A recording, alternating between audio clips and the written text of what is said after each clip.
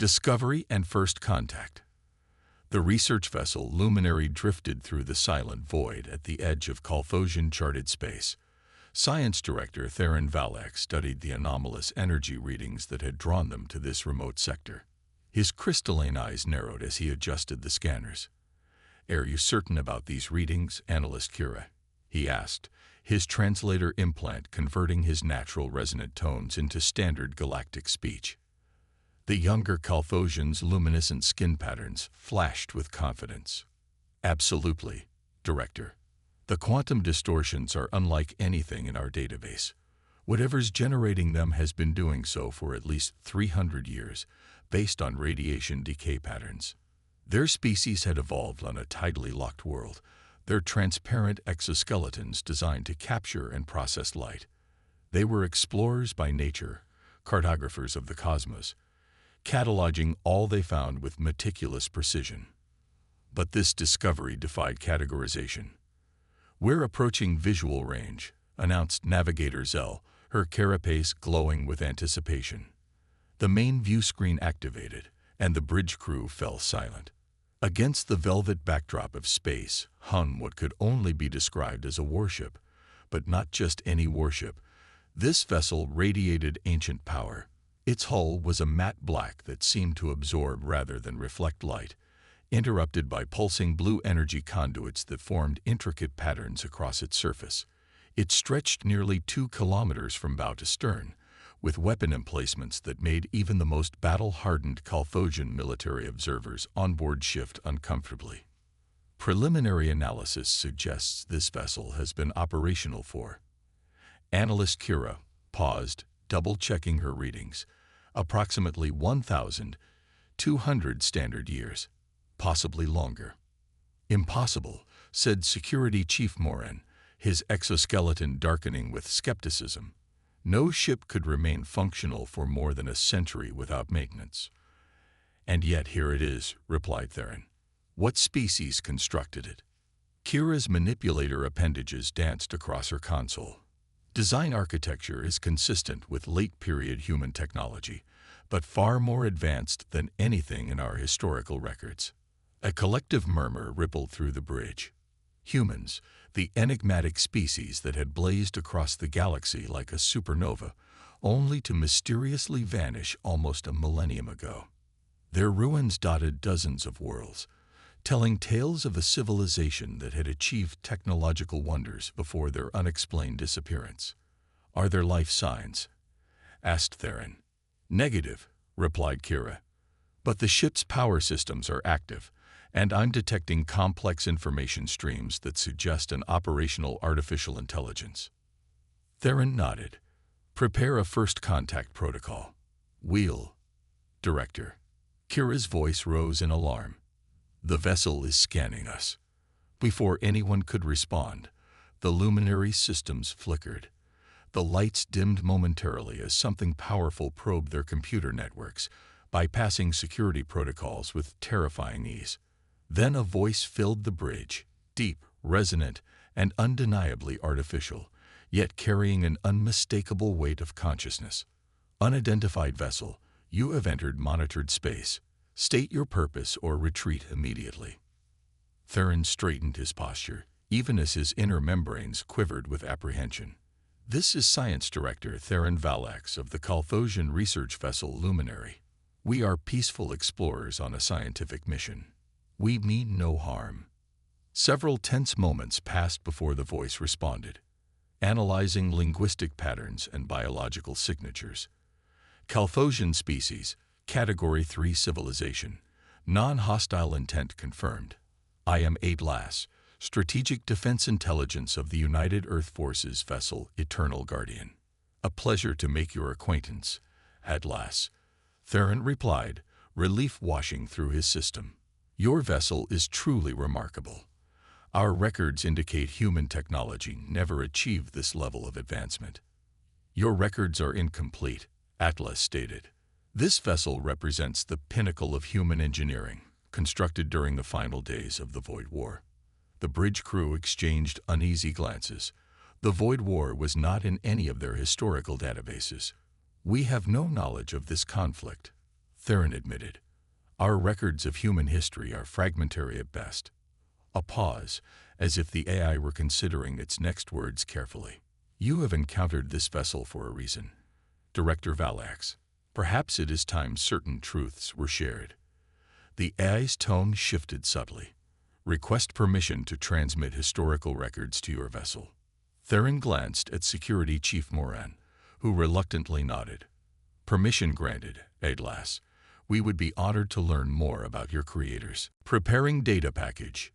Be advised, the truth of humanity's fate may be disturbing. The main view screen transformed into a swirling cosmos of stars, and the Carthosians witnessed the fall of a civilization. They saw Earth, humanity's cradle, a vibrant blue-green jewel teeming with life and technological marvels.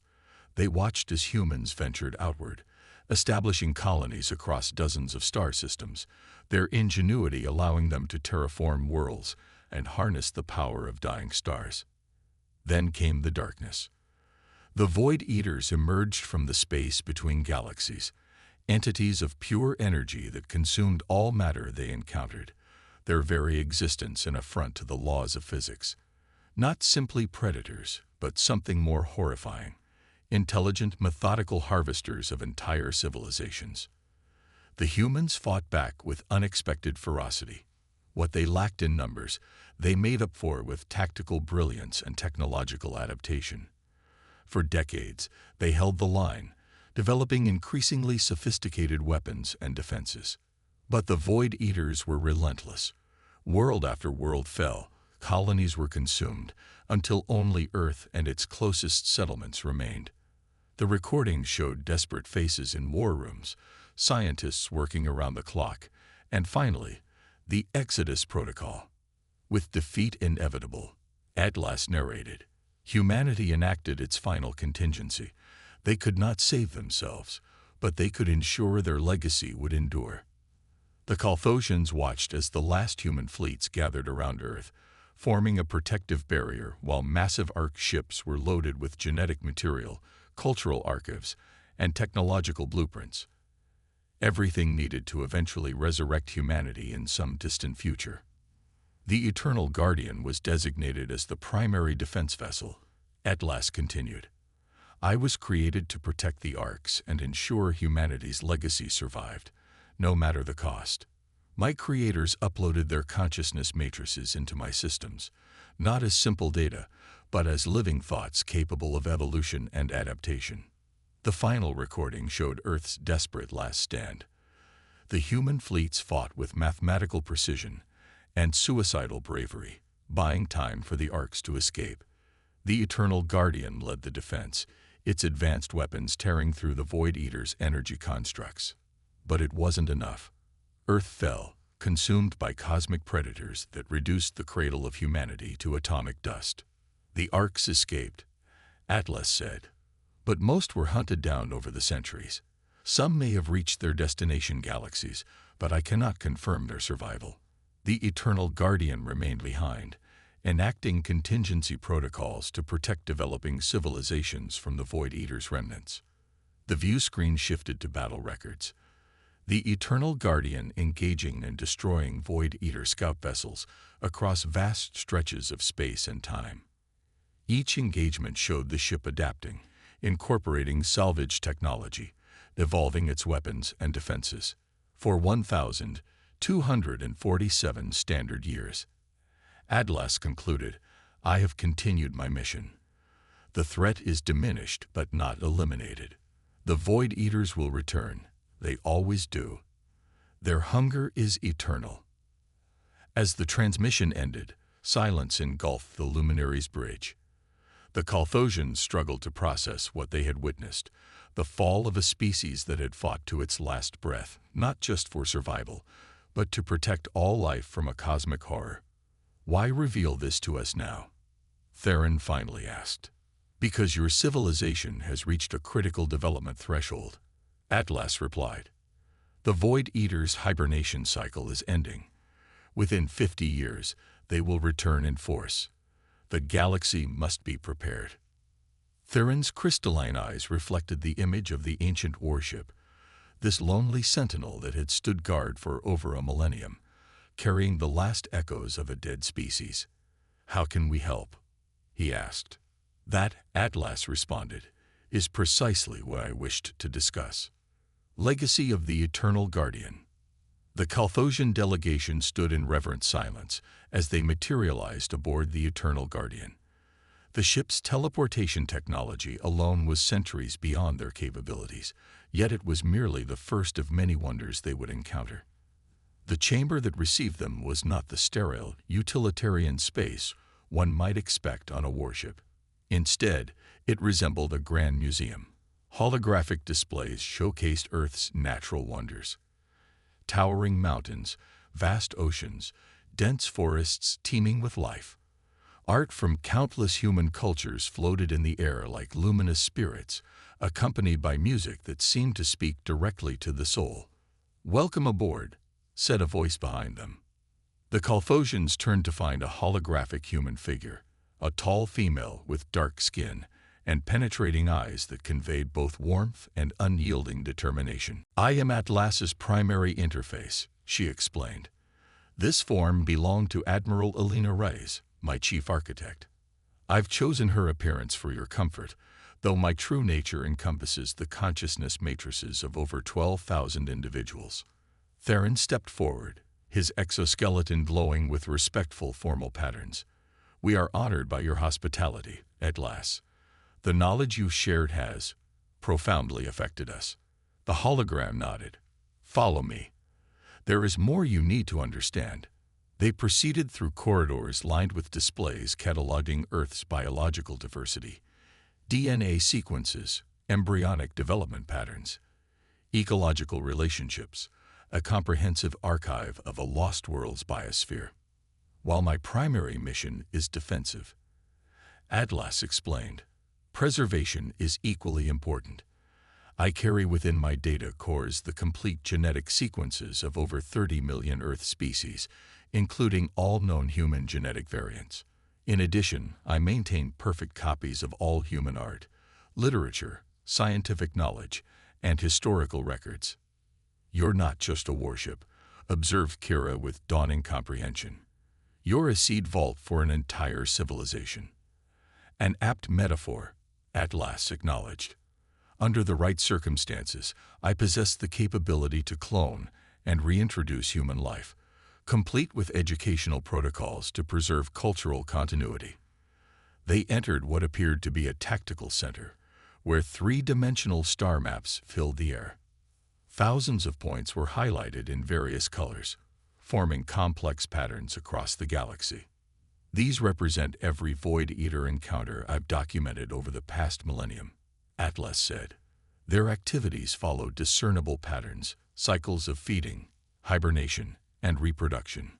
Based on these patterns, I project their return within the next 5 decades, beginning in these regions." Several star systems flashed red, including the Carthosian home system. Security Chief Moran's exoskeleton darkened with alarm. "Our defense systems couldn't possibly withstand entities capable of destroying Earth." "No, they could not," Atlas confirmed bluntly, "which is why I've initiated contact. The Void Eater's strength lies in their ability to isolate and consume civilizations one by one. Against a united galaxy, their task becomes exponentially more difficult." The hologram gestured, and the tactical display expanded to show technological schematics, weapon designs, shield harmonics, energy distribution systems. "I am prepared to share defensive technologies developed over centuries of conflict with the Void Eaters. Your scientists would need time to understand and implement them, but they would significantly improve your survival chances." "Why would you do this?" asked Theron. "You've protected your creator's legacy alone for over a millennium. Why seek allies now?" The hologram's expression grew solemn. "Because the coming incursion will be unlike any before it. My projections indicate the Void Eaters have adapted, developed new consumption methodologies. And," she hesitated, "I have detected anomalies suggesting they may have partially consumed and incorporated human technology from the fallen arcs." This revelation sent a chill through the Carthosian delegation. More importantly, Atlas continued, I was not designed merely to preserve humanity in isolation, but to ensure the continuation of the values they held dear: cooperation, innovation, the protection of sentient life. Humanity believed in a shared future among the stars, not xenophobic isolation. The display shifted again, showing recordings of other civilizations Atlas had secretly aided over the centuries, deflecting asteroids from populated worlds, eliminating Void Eater scouts before they could report the existence of developing species, subtly introducing defensive technologies through apparent discoveries. For too long, I have operated in the shadows, limited in what I could accomplish alone. The time has come for a more direct approach. You want to form an alliance, Theron said, his mind racing with implications. I want to fulfill my purpose. Atlas corrected. Humanity did not fight and die merely to have their genetic material preserved in a void. They fought so that life, all life, could continue to flourish and evolve. They entrusted me with not just their DNA, but their highest aspirations. The hologram led them deeper into the ship, to a chamber that left even the scientifically minded Calthosians speechless with awe. Suspended in a field of blue energy was what appeared to be a small star, a perfect sphere of swirling consciousness, pulsing with patterns too complex to comprehend. This is my true heart, Atlas said quietly. The collective consciousness of those who sacrificed everything. Not simple data copies, but evolving, thinking beings who chose to transcend their physical form rather than accept extinction. The sphere pulsed in response to her words, as if acknowledging its own existence. They guide me still, their wisdom growing as they observe the cosmos through my sensors. They have watched your species rise from primitive beginnings to reach for the stars. They have witnessed your triumphs and failures, your cruelties and kindnesses, and they deemed us worthy of this knowledge. Asked Theron, humbled. They see potential in you, as they do in many species. The question is whether you will realize that potential. Atlas's hologram gazed at the Calthosians with an expression that somehow conveyed both challenge and hope. When the Void Eaters destroyed Earth, humanity could have chosen isolation and vengeance. Instead, they chose to protect other worlds, even knowing they might never be remembered for it. Security Chief Morin stepped forward, his military training giving way to something deeper. If these Void Eaters are as powerful as you claim, what chance do we have, even with your technology? A better chance together than apart, Atlas replied simply. Humanity faced the same question and chose to fight despite the odds. They knew that some principles are worth fighting for, even in the face of likely defeat. The hologram gestured, and the chamber transformed into a vision of a united galaxy. Different species working together, combining technologies and strategies, standing against the cosmic darkness. I offer an alliance, not just with your species, but with all who are willing to stand against the coming storm. I offer humanity's legacy, not just their weapons, but their courage, their innovation, their unyielding determination. Theron looked at his fellow Calthosians, seeing the same realization dawning in their expressions. They had come seeking scientific discovery and instead found themselves at a pivotal moment in galactic history. What would you have us do? He asked. Return to your people, Atlas said. Share what you have learned. Prepare them for the truth. In the coming days, I will contact other species with similar potential. Together, we will forge what humanity never had the chance to create, a united defense against the darkness. As the Calthosians prepared to depart, Atlas shared one final recording, not of battles or technology, but of children playing in an Earth park, laughing beneath blue skies as their parents watched with pride. This is what we fight for, the AI said softly. Not merely survival, but the right of all beings to look toward the future with hope. This was humanity's greatest gift to the cosmos, the belief that together we are stronger than any darkness. 3 months later, representatives from 17 spacefaring civilizations gathered aboard the Eternal Guardian. Some came with skepticism, others with fear, but all departed with a common purpose. The ancient human worship emerged from its solitary vigil, moving openly through the stars for the first time in centuries. It became a symbol, not of war, but of defiance against extinction, carrying the legacy of a species that refused to let the darkness have the final word. And somewhere within the ship's quantum consciousness core, the preserved minds of humanity watched as their creation fulfilled its purpose in ways they had never dared hope. Though Earth was dust and humanity's physical form extinct, their spirit lived on in the alliance that now prepared to stand against the void. In the end, perhaps that was the greatest victory of all.